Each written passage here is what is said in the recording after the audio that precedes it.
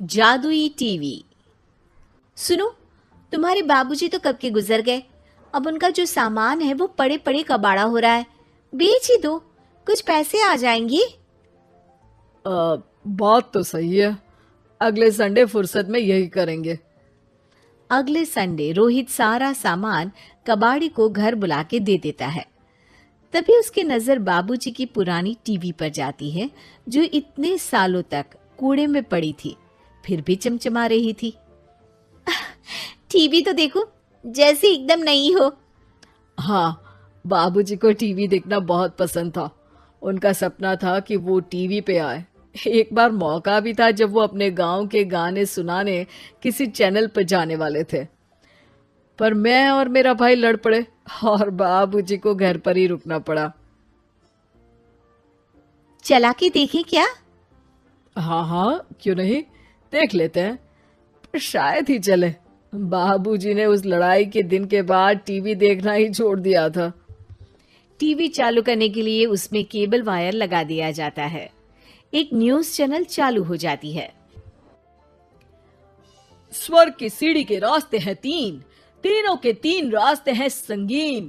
पहला रास्ता है सांप की बीन, दूसरा रास्ता घर में बिछा कालीन, तीसरा रास्ता कलकत्ता से चीन। ये क्या बकवास खबर है, कुछ अच्छा लगा दो। अरे आप बोलो तो सही, कोई अच्छी खबर सुना देता हूँ। मेरा तो काम ही खबर देना है। अरे बाप रे, टीवी बात कर रही है। हाँ, ये न्यूज वाला मुझसे। हाँ हाँ, आपसे ही तो बात करूंगा ना, आपके घर में हूं तो। अरे ये सपना है क्या? तुम हमसे बात नहीं कर सकते? अरे सपना नहीं भाई साहब, ये टीवी जादुई टीवी है। बोलो, क्या खबर सुननी है, वरना ब्रेक लेने का टाइम आ जाएगा। सुप्रिया घबरा के टीवी बंद कर देती है। वो क्या था? अरे एक बार और चालू करके देखे, फिर से बात करेगा तो चैनल बदल देंगे। सुप्रिया फिर टीवी चालू कर देती है। अरे ऐसा कोई मुंह पे टीवी बंद करके जाता है क्या? मुझे बुरा लगा आपका नेचर। चाय पानी तो पूछो। सुप्रिया टीवी के बटन से चैनल बदल देती है। अब टीवी पर एक फिल्म चल रही है। अरे ये तो सूर्यवंशम है ना? हाँ, और ये ठाकुर को जहर की खीर दे दी और उसको पता भी नहीं है। ए भाई, खीर मत पीना, उसमें जहर है, मत पीना। ठीक है महाशय, जैसा आप कहें। हाँ। अरे आपकी बात मान ली, पूरी पिक्चर ही अब तो बदल जाएगी। मतलब ये सच में जादुई टीवी है? तभी वहां कबाड़ी आ जाता है।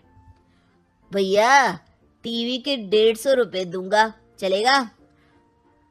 अरे 1.5 करोड़ में भी ना दे तुमको ये टीवी हम। अरे 1.5 करोड़ खरीदने को होते तो तुम्हारे घर में ये पानी चाय नहीं पीता, अंबानी या टाटा के घर बैठा कोल्ड कॉफी पीता। रोहित कबाड़ी का हिसाब करके उसे वहां से चलता करता है और अपने भाई शशिकांत को फोन लगा के बुलाता है। शशि थोड़ी ही देर में वहां पहुंच जाता है। क्या हो गया भैया? अरे बाबूजी का टीवी याद है? हाँ हाँ, जिसमें घुसे रहते थे हमेशा वो, और अपने को कुछ नहीं देखने देते थे। अरे वो अब जादुई टीवी बन गया है। भैया, आपकी बकवास करने की आदत अब तक नहीं गई। अरे आपके घर में बच्चे हैं, अब तो बड़ों जैसी बात करो। रोहित जाके टीवी चालू कर देता है।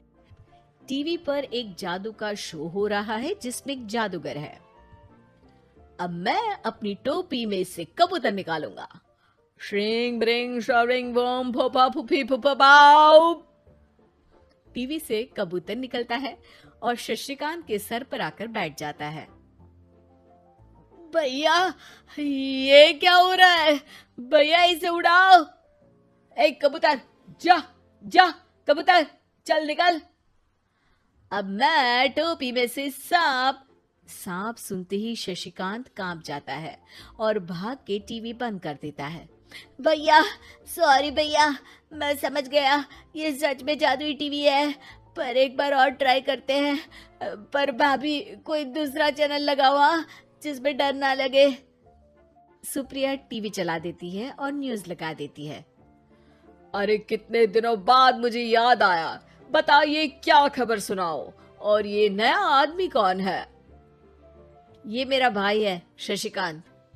ओह यस, वही है ना जिससे तुम लड़ लिए थे किसी बात पे और तुम्हारे बुढ़ाओ पिताजी गुस्सा हो गए थे और टीवी को संन्यास दे दिया था।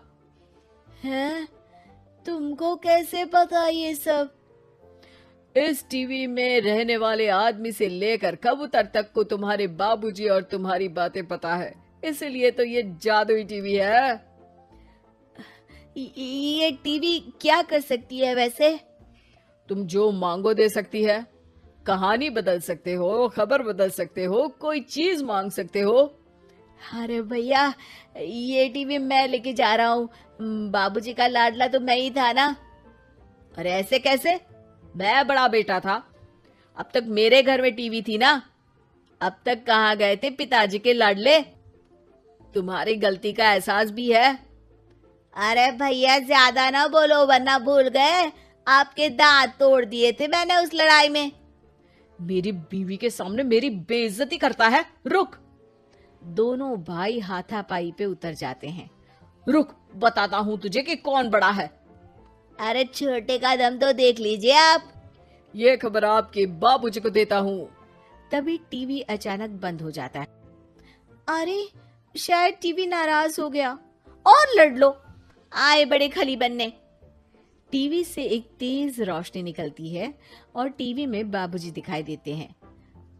बाबूजी आप? इतना चकरा क्यों रहा है? अपने बाप को नहीं पहचानता क्या? ये तो ऐसा ही है बाबूजी। प्रणाम बाबूजी। अरे चुप कर, तुम दोनों ही उल्टे हो। तुम्हारी वजह से मैंने टीवी में आने के सपने को छोड़ दिया, तुम्हारी लड़ाई की वजह से। और तो और, जितना मैं अपनी बीवी को नहीं देखता था उतना टीवी को देखता था, वो भी छोड़ दिया तुम दोनों की लड़ाई की वजह से। और अब मरने के बाद जब मैंने टीवी को जादुई टीवी बना दिया तो भी तुम इसका फल लेने की जगह लड़ रहे हो। अरे तुम तो लायक ही नहीं हो, अब तुमको बाबा जी का ठुल्लू भी नहीं मिलेगा। बाबूजी चले जाते हैं। टीवी बंद हो जाता है। रोहित और शशिकांत गिड़गिड़ा के टीवी के सामने हाथ जोड़ के बाबूजी को बुलाते हैं, पर टीवी सिर्फ धुआं निकालता रहता है।